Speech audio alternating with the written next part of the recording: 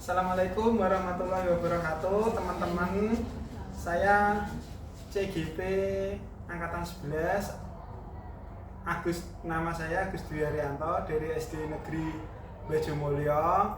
Di sini saya akan membagikan praktek baik kepada teman-teman, yaitu pembelajaran yang sudah saya dapat dari CGP. Kemudian saya akan membagikan ke teman-teman yang ada di SD semua. Di sini saya akan membagikan tentang pembelajaran pengertian disiplin positif dan contohnya.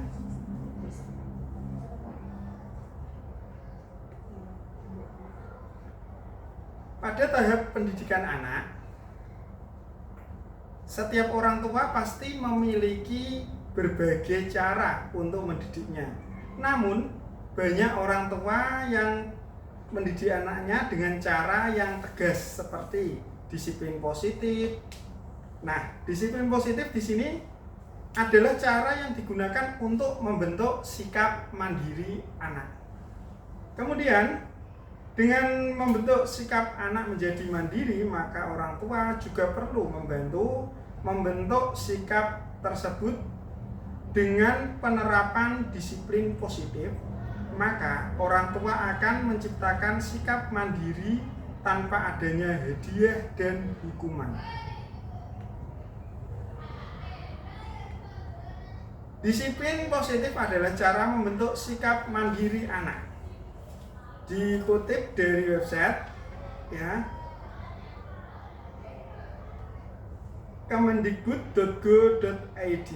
Disiplin positif merupakan suatu pendekatan untuk menerapkan disiplin dari dalam diri anak tanpa adanya bentuk hukuman atau hadiah. Nah, dengan adanya cara ini, maka pendekatan yang dilakukan tanpa menggunakan kekerasan sehingga fokusnya pada motivasi refleksi terhadap kesalahan yang dilakukan, menghargai, membangun logika yang bersifat panjang. Jadi dalam prosesnya anak dapat mengerti serta belajar dari kesalahan yang mereka perbuat.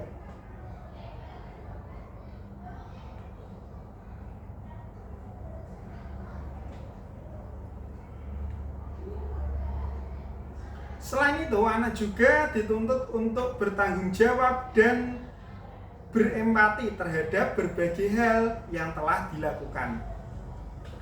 Dari adanya penjelasan tersebut, maka contoh dari disiplin positif yaitu merupakan tata krama kepada anak, adanya komunikasi dua arah antara anak dan orang tua ketika sedang senggang, serta memberikan hukuman kepada anak seperti membereskan kembali mainannya, merapikan tempat tidur saat bangun tidur, dan lain-lain. Kemudian cara menerapkan disiplin positif pada anak di sini dengan definisi dari disiplin positif yang sudah disampaikan, seringkali orang tua masih bingung mengenai bagaimana cara menerapkan disiplin positif pada anak. Berikut ini beberapa cara yang bisa digunakan untuk menerapkan disiplin positif pada anak. Yang pertama, buat aturan dan kesepakatan bersama. Secara umum, setiap keluarga memiliki aturan sendiri yang diterapkan sehari-hari. Dengan adanya hal tersebut, maka orang tua harus bisa menciptakan aturan yang dapat disepakati secara bersama dalam menerapkan cara disiplin positif ini. Yang kedua, terapkan konsekuensi dalam melakukan kesepakatan yang telah dibuat. Orang tua juga harus menerapkan konsekuensi saat terjadinya pelanggaran. Namun, konsekuensi yang diberikan tidak boleh adanya unsur kekerasan. Kemudian, memberikan pujian kepada anak. Ketika anak dapat menerapkan cara disiplin positif dengan baik, maka orang tua dapat memberikan pujian seperti pernyataan secara langsung, baik motivasi atau hal positif. Seperti contohnya, kamu pandai sekali nak. Wah, kamu bagus, sudah mengerjakan pekerjaan rumah, dan lain sebagainya.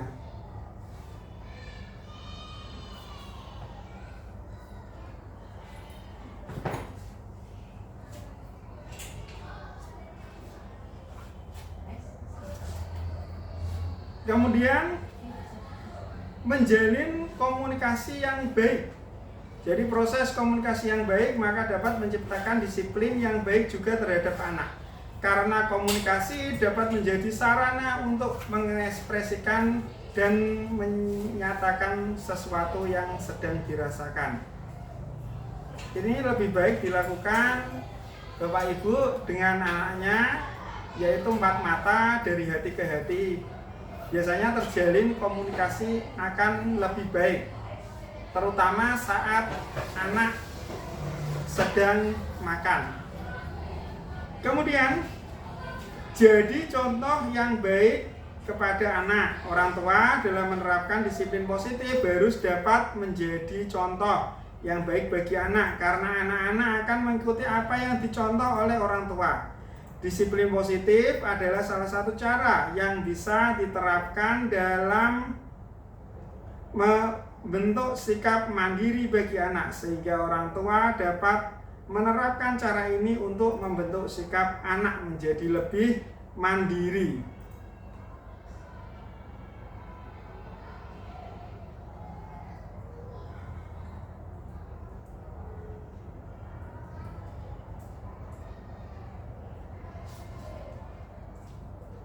Kemudian setelah disiplin, kita akan membahas teori motivasi. Nah,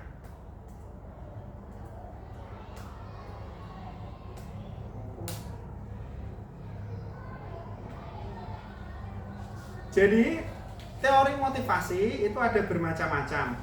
Nah, macam-macam teori motivasi menurut ahli ini dari luar, yaitu namanya Maslow-Hierarchy.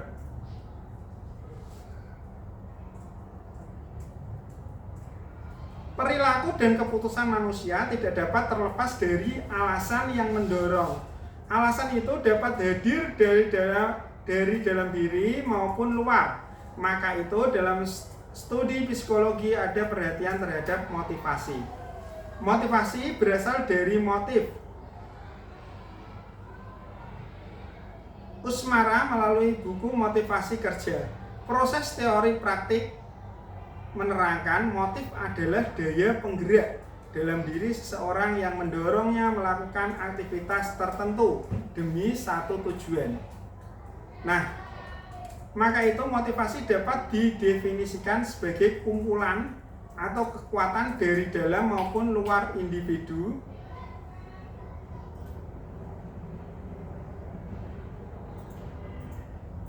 yang menentukan bentuk dan intensitas tindakan dalam memenuhi kebutuhannya. Sejumlah pakar psikolog sepakat bahwa faktor motivasi tidak menjelaskan arah, intensitas, dan konsistensi perilaku individu dalam menggapai sebuah tujuan.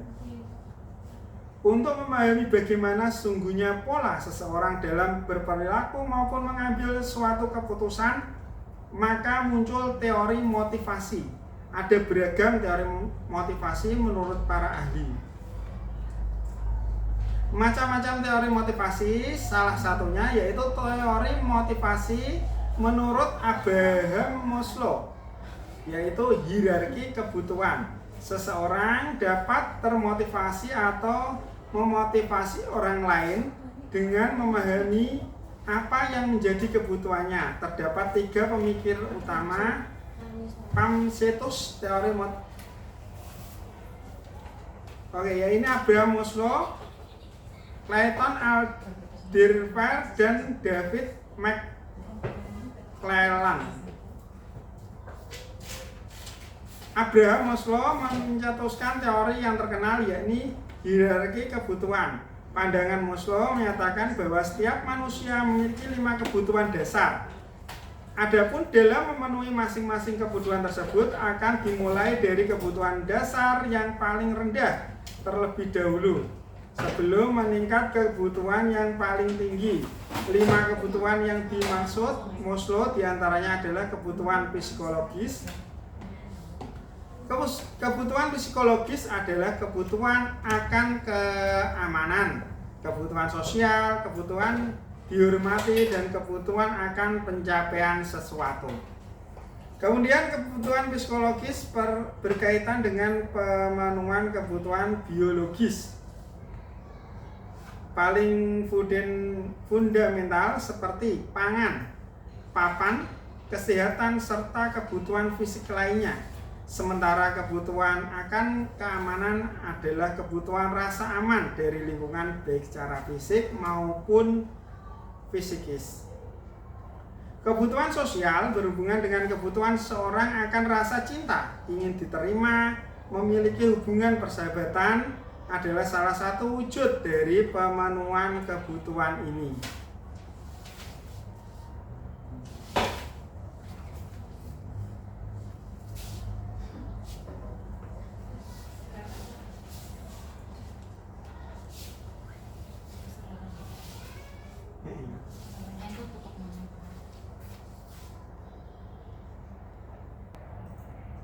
Nah, ya berarti video. Itu aku kok ini. Kelihatan sini loh, Bu. Hidup di sini, Bani. Halo, taruh dia, sisir dia. Tak print kafe tok mesti kedua itu. Dan semuanya. Bismillahirrahmanirrahim. Sebenarnya Pak Agung yang masih Iki jane aku bukan laporan, Pak. dua apa berapa? Aku nek karo garap untuk apa? Boleh, Bu. Kemudian teori motivasi Clarkson Alderfer. Secara umum, pandangan Alderfer merupakan hasil ringkasan dari pemikiran Maslow. Hanya saja baginya seorang dapat memenuhi kebutuhan tersebut secara bebas. Jadi tak perlu memenuhi kebutuhan berdasarkan suatu tingkatan prioritas seperti pandangan Maslow.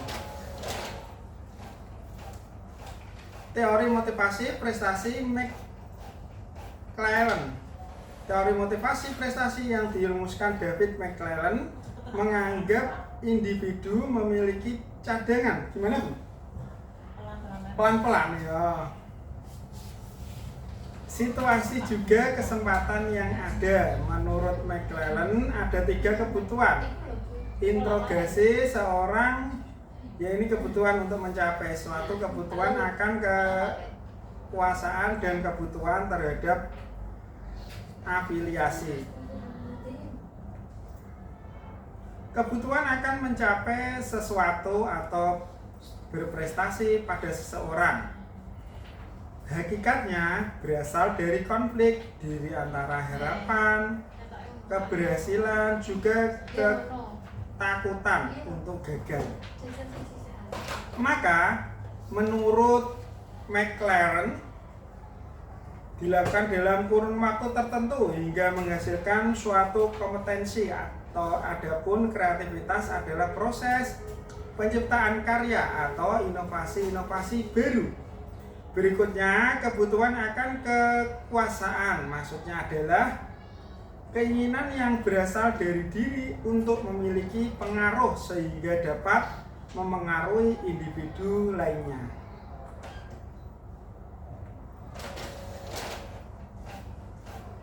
McClellan berpendapat seseorang dengan kebutuhan kekuasaan yang tinggi cenderung memiliki beberapa karakter menonjol. Misalnya, sangat kompetitif, bertanggung jawab, dan gemar berjuang agar dapat memberi pengaruh terhadap lingkungannya.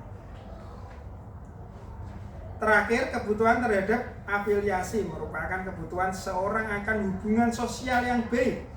Kebutuhan ini ditandai oleh motif yang tinggi untuk menjalin persahabatan, hubungan yang kooperatif, dan menciptakan hubungan dua arah. Kemudian teori motivasi menurut Edwin Locke. Penentuan tujuan. Teori motivasi berdasarkan pada penentuan tujuan. merupakan buah karya Edwin Locke, seorang psikolog asal Amerika Serikat. Menurut Edwin Locke, seorang tak akan termotivasi apabila belum memahami apa yang menjadi tujuannya. Setelah memahami apa yang menjadi tujuannya, penting bagi Locke bahwa seorang juga telah memiliki kemampuan untuk mencapai tujuan tersebut, karena berdasarkan teori ini, kemampuan atau kompetensi seorang yang kemudian dapat mempengaruhi motivasinya. Kemudian teori motivasi menurut Viktor Fromm, penentuan harapan. Viktor Fromm, seorang psikolog kebangsaan Kanada, mencetuskan teori motivasi yang ia sebut sebagai ekstensi teori atau teori penentuan harapan. Menurut Fromm, seseorang bisa termotivasi atau memotivasi berdasarkan evaluasi pekerjaan pada tahap pertama. Artinya seorang akan melakukan evaluasi terlebih dahulu apakah suatu pekerjaan tersebut ada kemungkinan membebani atau memberikan nilai.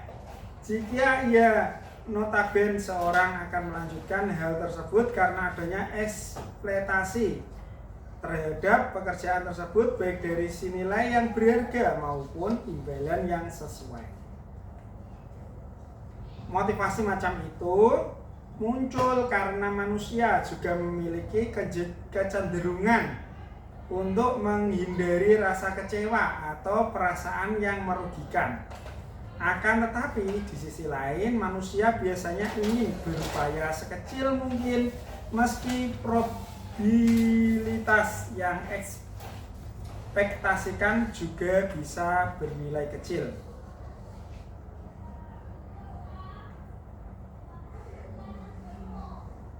Kemudian yang keempat adalah teori motivasi dua faktor Friedrich-Ebers. Teori dua faktor adalah buah pemikiran Friedrich-Ebers dalam kajiannya terhadap motivasi.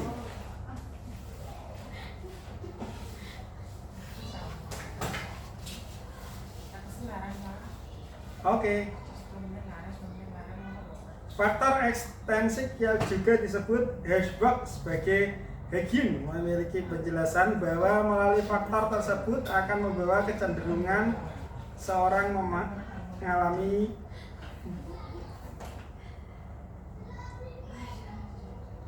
ketidakpuasan kerja.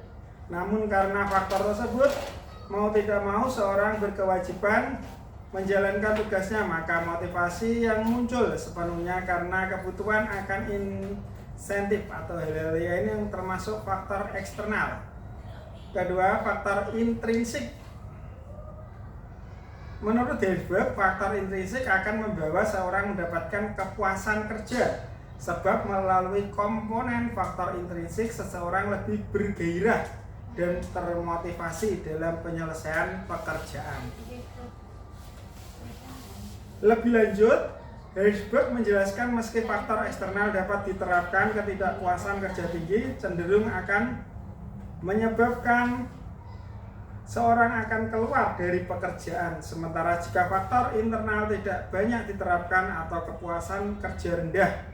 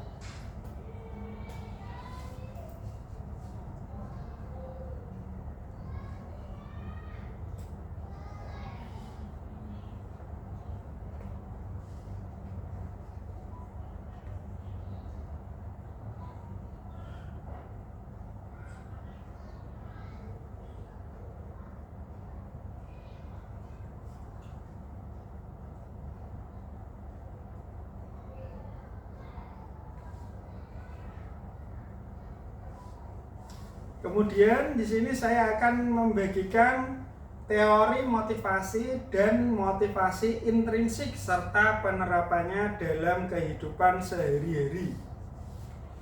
Motivasi intrinsik merupakan motivasi yang timbul dari diri seseorang, tidak perlu adanya rangsangan dari luar. Dari dalam diri seseorang sudah ada dorongan yang menimbulkan mereka untuk melakukan sesuatu, atau motivasi dari dalam diri.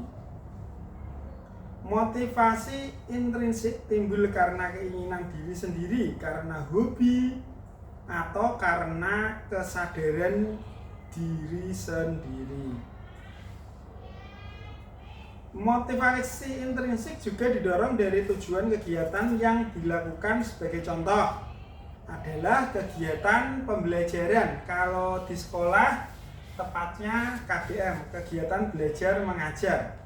Seorang siswa yang belajar dengan sungguh-sungguh karena mereka ingin mendapatkan ilmu dan pengetahuan.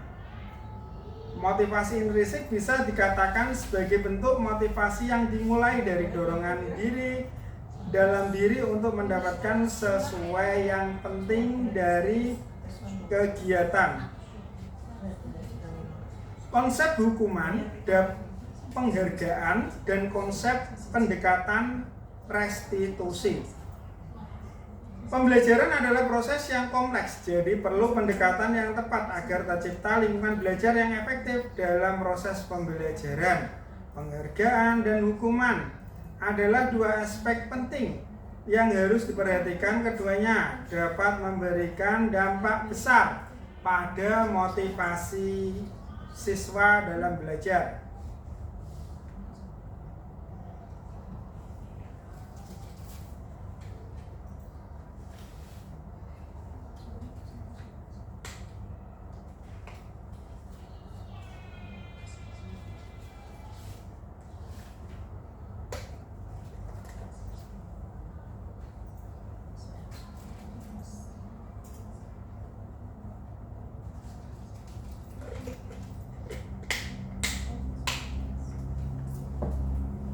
Hukuman adalah bentuk konsekuensi atas perilaku siswa yang tidak sesuai dengan aturan atau norma yang berlaku. Hukuman dapat membentuk perilaku siswa agar lebih baik di sekolah dan mengurangi perilaku negatif seperti melakukan pelanggaran dan melakukan perbuatan yang tidak terpuji di sekolah atau lingkungan.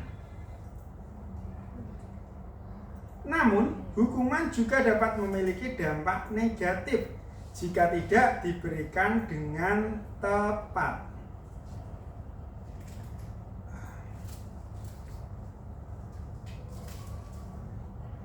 Restitusi adalah proses menciptakan kondisi bagi murid untuk memperbaiki kesalahan mereka, sehingga mereka bisa kembali pada kelompok mereka dengan karakter yang lebih kuat.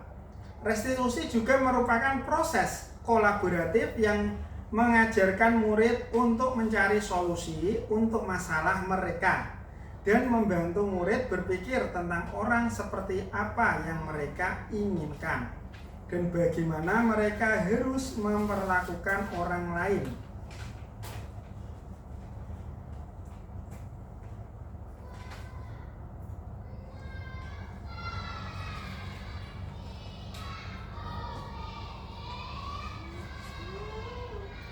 Untuk mencari solusi untuk masalah mereka dan membantu murid berpikir tentang orang seperti apa yang mereka inginkan dan bagaimana mereka harus memperlakukan orang lain. Motivasi perilaku manusia. Bapak, Ibu, mari kita tanyakan ke diri kita sendiri. Bagaimana kita berperilaku? Mengapa kita melakukan segala sesuatu? Apakah kita melakukan sesuatu karena adanya dorongan dari lingkungan atau dorongan yang lain? Terkadang kita melakukan sesuatu karena kita menghindari rasa sakit atau ketidaknyamanan. Terkadang kita juga melakukan sesuatu untuk mendapatkan apa yang kita mau.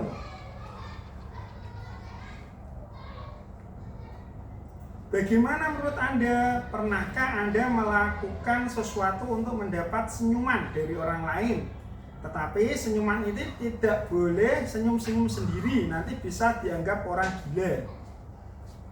Untuk mendapat hadiah atau untuk mendapat uang, tetapi uang harus yang halal, tidak boleh uang dari korupsi. Apalagi kira-kira alasan orang melakukan sesuatu untuk mengetahui lebih lanjut mengenai motivasi manusia? Mari kita simak baik-baik. Pak Agus sedang berbicara. Dian Gosen dalam bukunya Restoring School Discipline menyatakan ada paham ya? Kalau nggak paham nanti saya jelaskan artinya. Nanti tahun depan saya tanya Pak. Oke. Ini ada motivasi yang sangat lucu dari namanya Dian Gosen. Dian Gosen dalam bukunya Restoring School Discipline menyatakan 3 motivasi perilaku manusia. Yang pertama, untuk menghindari ketidaknyamanan atau hukuman ini adalah tingkat terendah dari motivasi perilaku manusia. Sebentar Bu, saya mau minum dulu, ngorong. Silakan. Pulang ngono lah Bapak. Ini jalan kemiringnya ke Mabruk. Iya Bu, ya aman Bu. Enggak tak jelas noneh, baru ngombe. Oke, siap.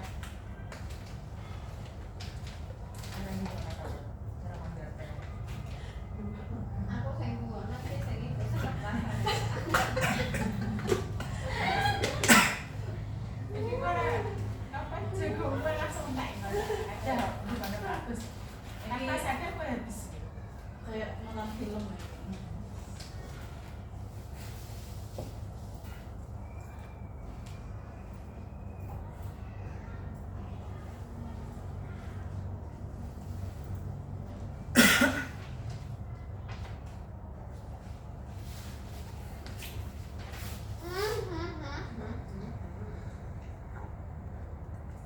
Break mau sing ndi Bu? Ada mau sing agam naik.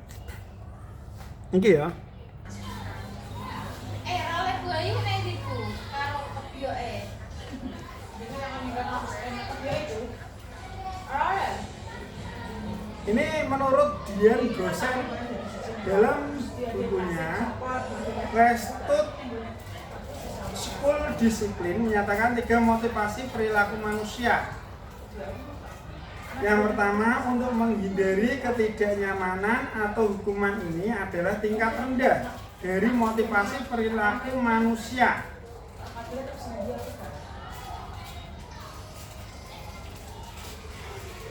Dua, untuk mendapatkan imbalan atau penghargaan dari orang lain. Kemudian ketiga, untuk menjadi orang yang mereka inginkan, dapat menghargai diri sendiri dengan nilai-nilai yang mereka percaya. Orang dengan motivasi ini akan bertanya, akan menjadi orang yang seperti apa bila saya melakukannya.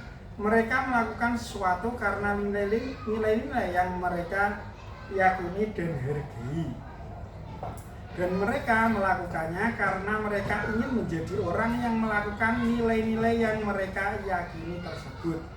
Ini adalah motivasi yang akan membuat seseorang memiliki disiplin positif, karena motivasi berperilakunya bersifat internal, bukan eksternal. Ulasan di bawah ini mengenai pernahkah saya berada dalam sebuah situasi di mana saya sengaja melakukan sesuatu yang menyakitkan bagi saya, bahkan bertabrakan dengan penghargaan dari orang lain. Ada kerugian secara finansial atau prinsip-prinsip yang saya perjuangkan. saat itu saya sedang menjadi orang seperti apa? Nah, itu adalah sebagian pertanyaan atau ulasan yang pernah saya berdasarkan dalam sebuah situasi di mana saya sengaja melakukannya. Saya pernah berada pada tindakan tersebut sesuai dengan prinsip-prinsip yang perjuangkan dalam dasarnya. Ada 3 motivasi perilaku manusia yang mempengaruhi pilihan saya dalam situasi tersebut. Pertama, meskipun saya tahu bahwa tindakan tersebut akan menyakitkan, saya juga menyadari bahwa jika saya tidak bertindak sesuai dengan prinsip-prinsip saya akan merasa tidak nyaman dengan diri sendiri. Kedua, ada keinginan untuk mendapatkan penghargaan atau imbalan meskipun dalam situasi ini tindakan yang mungkin tidak mendapatkan penghargaan.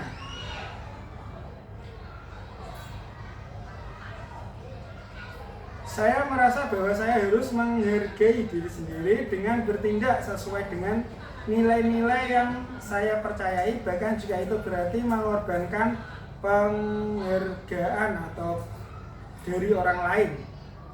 Ketiga, dorongan, yaitu mendorong seseorang sampai terjatuh. Saya merasa bahwa saya harus menghargai diri sendiri dengan bertindak sesuai dengan nilai-nilai yang saya percayai, bahwa jika itu berarti mengorbankan penghargaan dari orang lain. Ketiga adalah dorongan untuk menjadi orang yang saya inginkan dan menghargai diri sendiri dengan nilai yang saya yakini.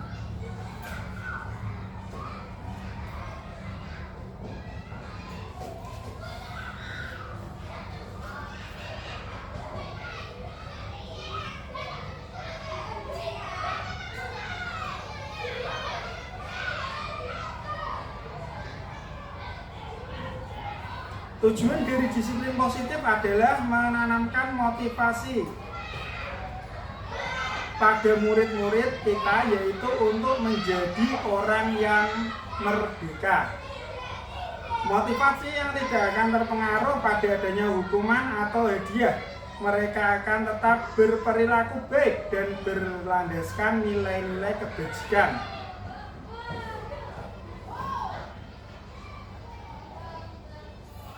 Nilai kebajikan karena mereka ingin menjadi orang yang menjunjung tinggi nilai-nilai yang mereka hargai.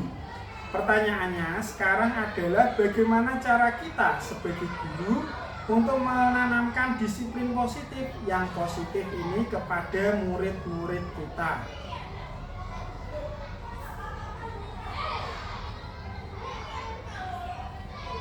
Kita harus menjadi guru untuk memimpin pembelajaran di kelas dan bisa menjadi pendorong atau motivator bagi peserta didik di sekolah. Selain itu, pengembangan kompetensi dalam lokakarya dan meningkatkan kompetensi saya. Saya juga ingin mendapatkan komunitas belajar baru di luar sekolah.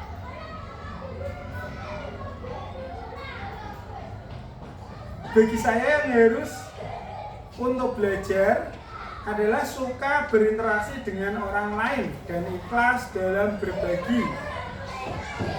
Terutama sebagai guru ini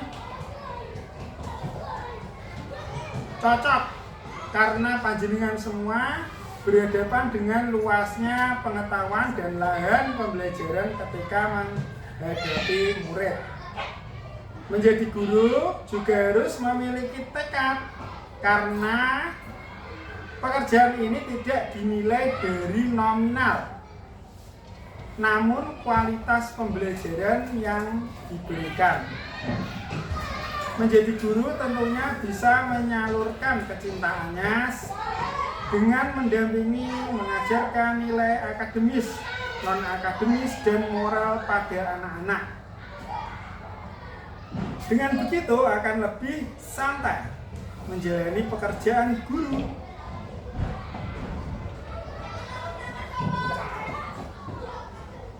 Jadi salah satu tugas sebagai guru adalah menuntun anak dalam konteks disiplin diri. Sebagai pendidik harus dapat menentukan siswa untuk menjadikan siswa yang disiplin. Lebu, monggo Bu. Gak apa-apa ra ketok.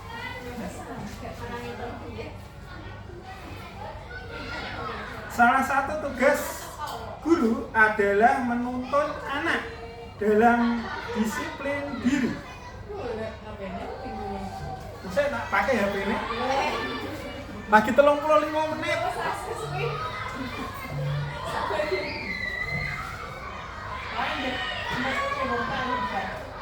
Saya tak bisa.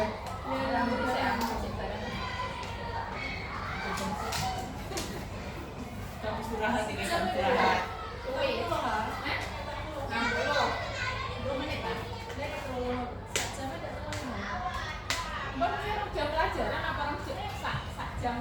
Satu jam. 60 menit.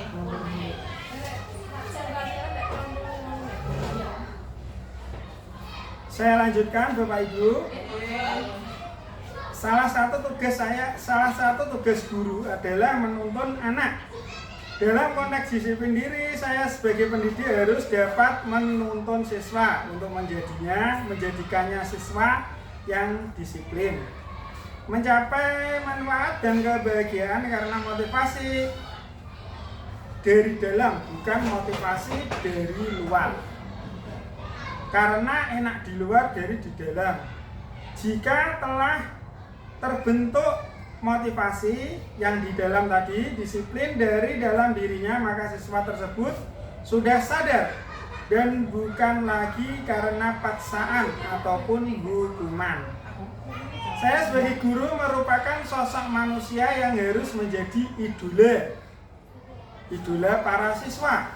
Ini berarti setiap bentuk yang saya berikan akan selalu dikerjakan dan ditiru oleh para siswa.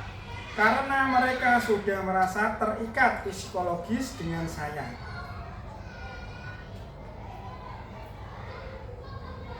Kemudian sebagai guru harus dijadikan contoh, bahkan tokoh identifikasi diri. Senantiasa berusaha untuk menjadi insan yang lebih baik dari sebelumnya. Itulah tujuan dari disiplin diri. Merevitalisasi penanaman sikap santun dan keramahan di sekolah, di mana saya harus dapat mengajar siswa dengan hati, cinta, dan kasih sayang, dan memberikan contoh yang baik di setiap perilaku. Pada dasarnya ada 3 motivasi perilaku manusia yang mempengaruhi pilihan saya dalam situasi tersebut. Pertama adalah dorongan untuk menghindari ketidaknyamanan. Kemudian yang kedua,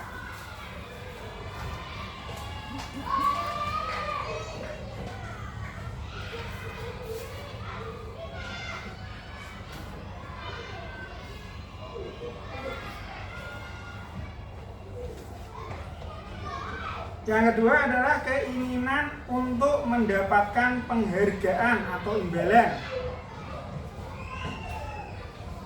Dan yang ketiga adalah dorongan untuk menjadi orang yang saya inginkan dan menghargai diri sendiri dengan nilai-nilai yang saya yakini. Bila di sekolah ini tidak ada peraturan yang mengharuskan saya datang tepat waktu dan tidak ada surat teguran bagi saya datang terlambat, dan tidak ada atasan yang memuji saya sebagai seorang guru akan tetap datang tepat waktu untuk mengajar murid-murid kelas B.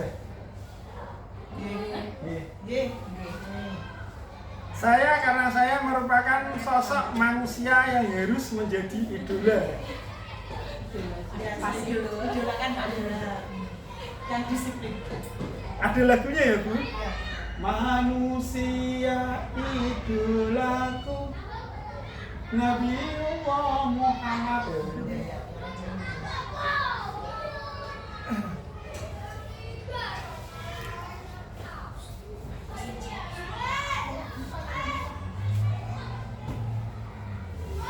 Nih, duduk sini deh. Nah. Kemudian selanjutnya Bapak Ibu Guru, saya motivasi yang paling banyak mendasari perilaku murid-murid saya di sekolah adalah motivasi pertama, yaitu untuk menghindari ketidaknyamanan atau hukuman. Contoh kasus, ketika melakukan pembelajaran praktik, terdapat siswa menggunakan pakaian bebas atau pakaian yang digunakan untuk kegiatan sehari-hari. Contoh kasus ketika melakukan pembelajaran praktik tadi menggunakan pakaian sehari-hari. Apakah siswa tersebut diperbolehkan praktik atau tidak? Nah, selama ini kebiasaan kita adalah langsung memanfaatkan atau membuat mereka tidak nyaman. Perhatian kita cenderung pada kesalahan yang dilakukan daripada mencari cara bagi mereka untuk memperbaiki diri sendiri.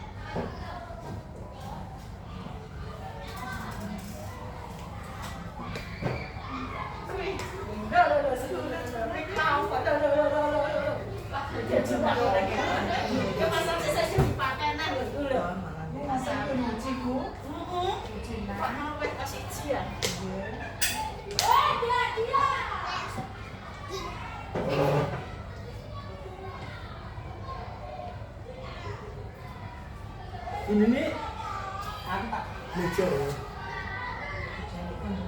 Melalui restitusi kita dapat membantu murid menjadi lebih memiliki tujuan disiplin positif serta memulihkan dirinya setelah berbuat salah.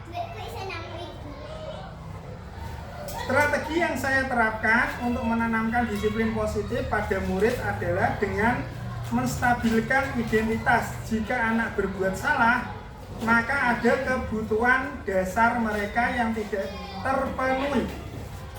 Tujuannya untuk merubah orang yang gagal karena telah berbuat kesalahan menjadi orang yang sukses. Saya sebagai guru harus mampu meyakinkan mereka dengan mengatakan kalimat seperti ini. Tidak ada manusia yang sempurna. Saya juga pernah melakukan kesalahan seperti itu. Ketika seorang dalam kondisi emosional, maka otak tidak akan mampu berpikir rasional. Anak saya bantu untuk tenang dan mencari solusi untuk menyelesaikan permasalahan mereka. Yang diperlakukan adalah saya memahami alasan mereka melakukan kesalahan tersebut, sehingga anak merasa dipahami.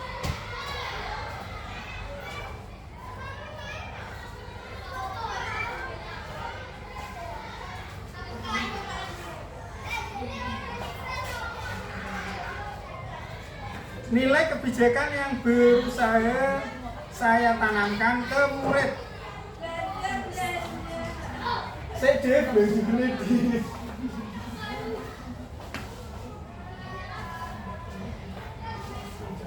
stop saya ana belanja.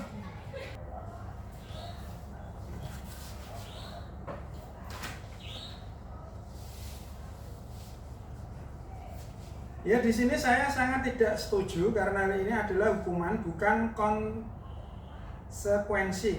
Hukuman yang bertujuan menjadikan anak merasa buruk tentang dirinya dan hukuman yang disengaja untuk mempermalukan anak sehingga akan membunuh karakter anak. Jadi anak yang pandai biasanya kalau terlalu banyak dihukum, anak itu akan minderan.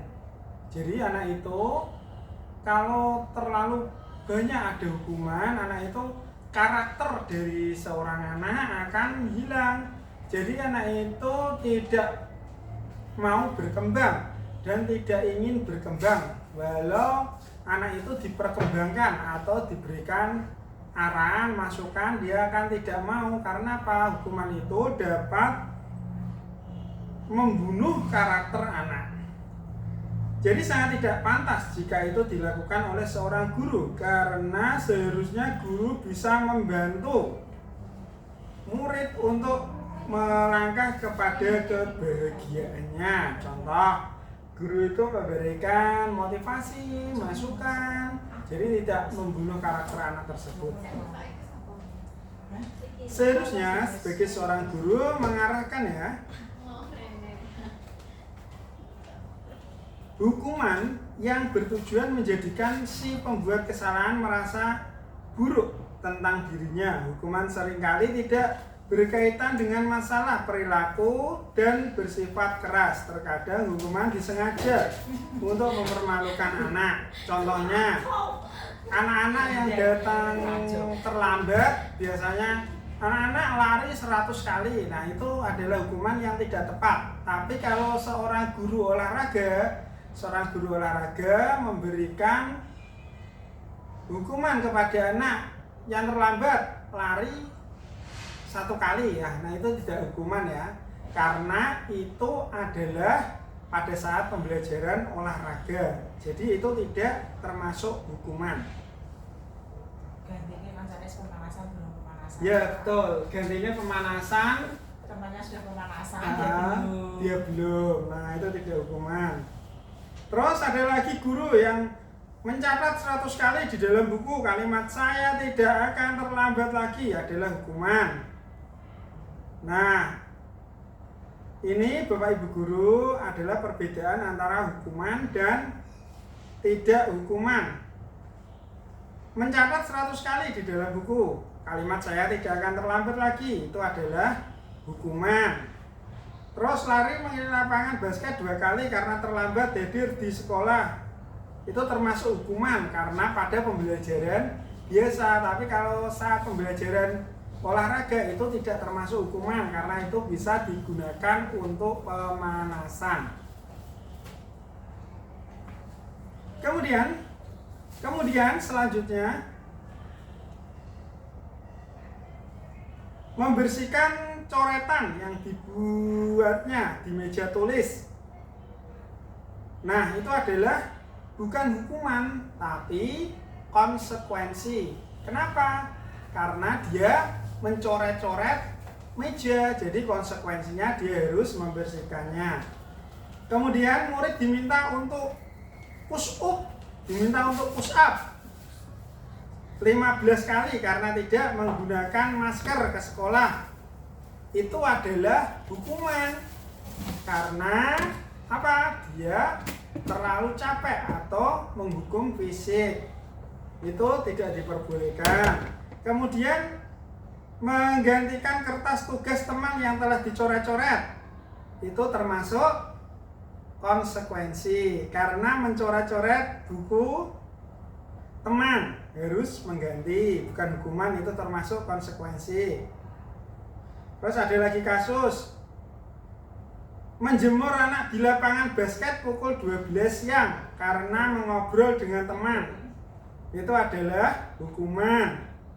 Kemudian murid diminta bertelanjang kaki sepanjang hari karena tidak menggunakan sepatu warna hitam sesuai peraturan sekolah. Itu adalah hukuman. Kemudian berdiri di depan kelas sambil mengangkat kaki 1 karena tidak bisa menjawab pertanyaan. Itu termasuk hukuman. Kemudian membersihkan tumpahan air di meja tulis karena tersenggol pada saat belajar. Itu adalah konsekuensi, bukan hukuman. Karena dia menumpahkan air di atas meja, maka siswa tersebut harus membersihkannya. Kalau di bawahnya dilap pakai lapel. Terus selanjutnya kasus kehilangan 10 menit jam istirahat untuk mengerjakan tugas karena terlambat datang dan tertinggal pelajaran selama 10 menit. Nah, itu konsekuensi karena telat 10 menit, kemudian melanjutkan 10 menit. Kemudian duduk di bangku di pinggir lapangan pada jam istirahat. Tidak diizinkan bermain oleh guru piket karena mencederai teman saat bermain di lapangan. Adalah konsekuensi. Karena apa? Karena dia mencederai teman, maka dia akan disuruh duduk tidak istirahat. Terlambat hadir di pembelajaran daring 15 menit dan diminta untuk tinggal 15 menit. Itu adalah konsekuensi, bukan hukuman. Lari mengelilingi lapangan basket 2 kali karena terlambat 10 menit pada saat pelajaran PJOK, itu termasuk bukan hukuman, itu adalah konsekuensi.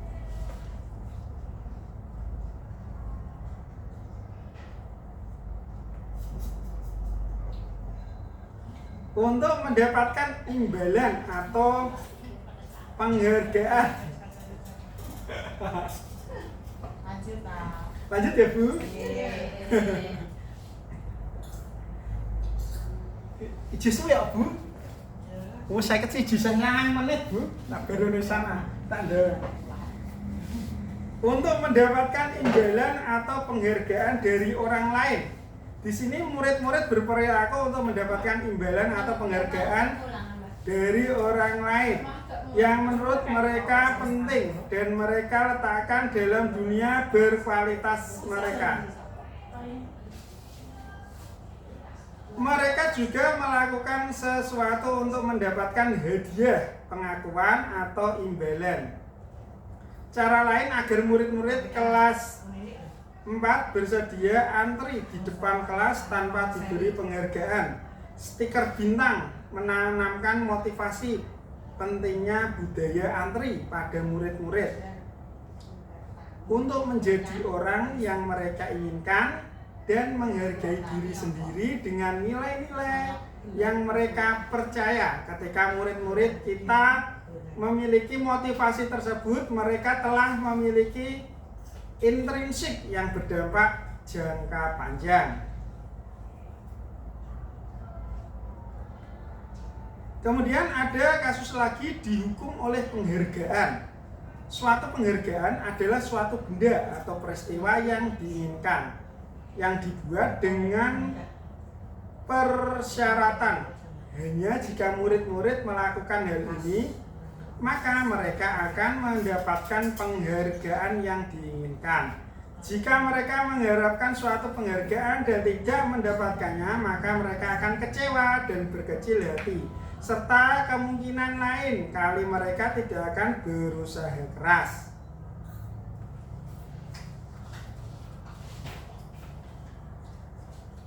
Kemudian restitusi adalah proses menciptakan kondisi bagi murid untuk memperbaiki kesalahan mereka sehingga mereka bisa kembali pada kelompok mereka dengan karakter yang lebih kuat. Restitusi juga adalah proses kolaboratif yang mengajarkan murid untuk mencari solusi atau win-win solution.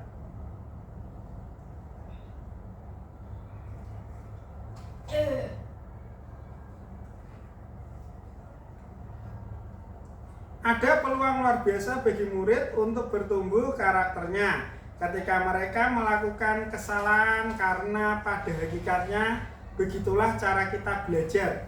Murid perlu bertanggung jawab atas perilaku yang mereka pilih, namun mereka juga dapat belajar dari pengalaman untuk membuat pilihan yang lebih baik di waktu yang akan datang.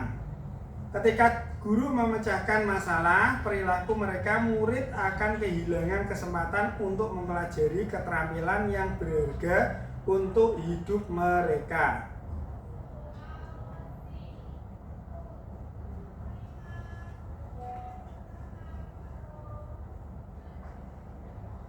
Restitusi adalah sebuah pendekatan untuk menciptakan disiplin positif.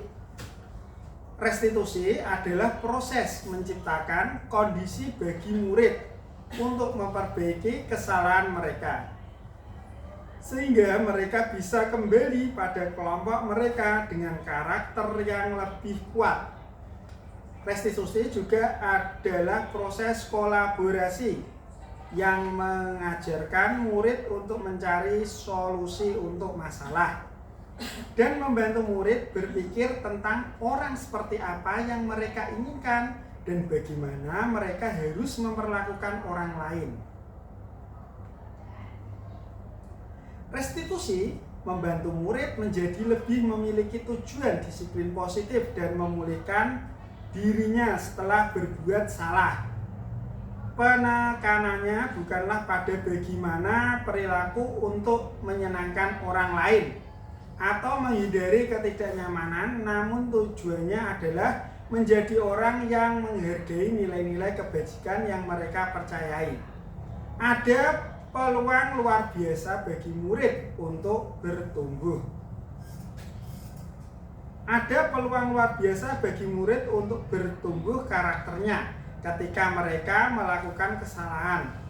Karena pada hakikatnya begitulah cara kita belajar. Murid perlu bertanggung jawab atas perilaku yang mereka pilih. Namun mereka juga dapat belajar dari pengalaman untuk membuat pilihan yang lebih baik di waktu yang akan datang. Ketika guru memecahkan masalah perilaku mereka, murid akan kehilangan kesempatan untuk mempelajari keterampilan yang berharga untuk hidup mereka. Akhirnya, untuk membangun budaya positif, budaya positif di sekolah pasti membutuhkan waktu lama. Karena pembentukan karakter baiknya dimulai dari sekarang, dari diri sendiri. Berangsur-angsur semua guru akan melaksanakan, sehingga akan menjadi biasa dan menjadi budaya positif bangsa. Mudah-mudahan penyampaian saya sebagai calon guru penggerak angkatan 11 mampu untuk menumbuhkan keinginan Bapak Ibu untuk menjadi angkatan ke-12 guru penggerak. Ibu Nini buatan. Ya, semoga Bapak Ibu guru semangat untuk menjadi guru penggerak angkatan berikutnya. Saya doakan semoga Bapak Ibu guru semua, terutama yang muda-muda, akan diangkat semua menjadi P3K, dan yang belum menjadi guru penggerak tahun depan menjadi guru penggerak angkatan berikutnya, terutama yang muda-muda. Yang tua-tua sudah pensiun karena sudah tinggal beberapa bulan lagi. Guru penggeraknya hanya sayonara ya Bu, selamat tinggal di rumah ya Bu. Istirahat di rumah, semoga sehat. Amin. Yang pensiun tinggal berapa bulan lagi Bu? 6 bulan. Tinggal 6 bulan, 5 bulan. Dan yang muda-muda semoga ikut guru penggerak angkatan ke-12, 13, 14, 15 dan berikutnya. Antara-antara juga ada guru penggerak. Aku kan ada nomor rapot semester 3. Terima kasih. Wassalamualaikum warahmatullahi wabarakatuh. Salam dari saya, guru penggerak SD Negeri Bajamulya. Bergerak, tergerak, menggerakkan. Tergerak. Ulangi lagi ya. Bergerak, tergerak, menggerakkan. Sampai jumpa teman-teman. Assalamualaikum warahmatullahi wabarakatuh.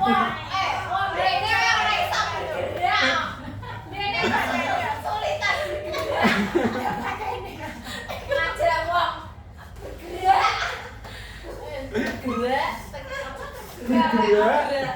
menggerakkan. Tergerak. Bergerak itu bergerak sendiri, nggak menggerakkan itu Dia ya nggak bisa kalau menggerakkan deh. Dia ora iso. Duh. kan materi apa?